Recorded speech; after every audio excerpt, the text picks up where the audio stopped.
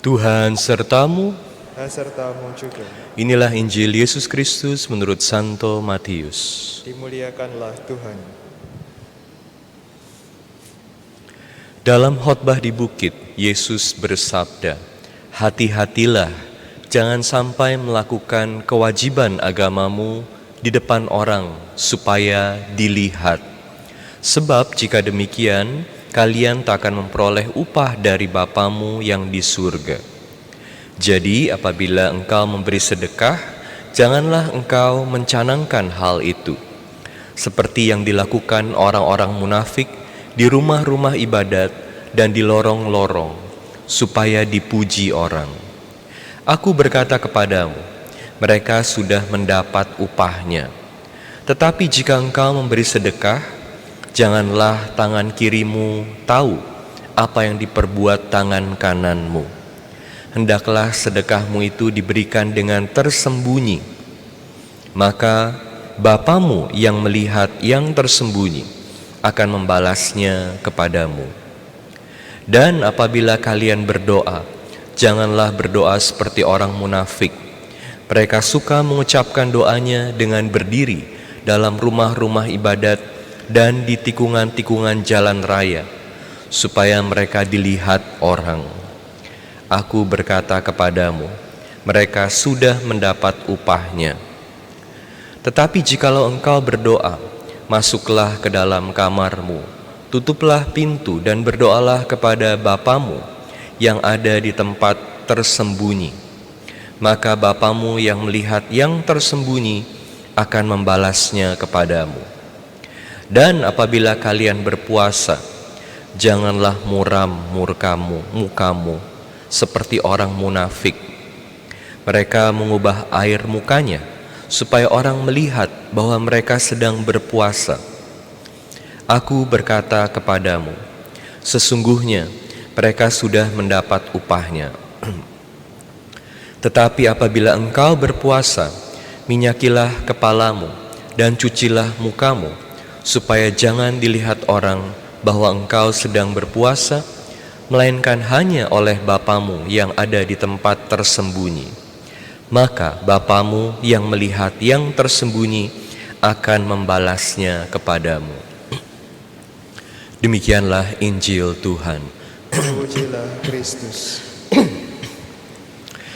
Saudara-saudari sekalian terkasih dalam Kristus, dalam hidup kita tahu bahwa menjaga nama ini adalah hal yang penting. Waktu masih SD dalam pelajaran bahasa Indonesia, saya belajar gajah mati meninggalkan gading, harimau mati meninggalkan belang, manusia mati meninggalkan nama. Nama harum, perlu dijaga.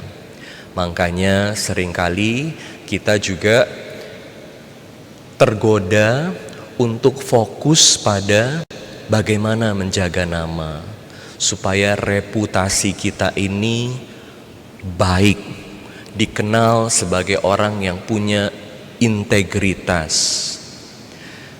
Tentu menjaga nama ini penting, tapi ada bahayanya. Kalau kita hanya fokus kepada nama kita saja, kita bisa fokus kepada reputasi kita saja, sehingga yang menjadi fokus dari apa yang kita lakukan adalah hal-hal eksternal. Berbagai hal kita lakukan supaya orang melihat apa yang kita lakukan, supaya kita dikenal baik, dikenal hebat. Memberi sedekah supaya orang tahu, berpuasa supaya orang tahu, berdoa juga supaya dikenal sebagai orang yang banyak berdoa. Menjaga nama penting, tapi ada yang lebih penting. Dan bahkan menjaga nama ini ada bahayanya. Kalau kita tidak hati-hati, seperti dalam Injil ini dikatakan, hati-hatilah. Yesus mengingatkan kita untuk berhati-hati.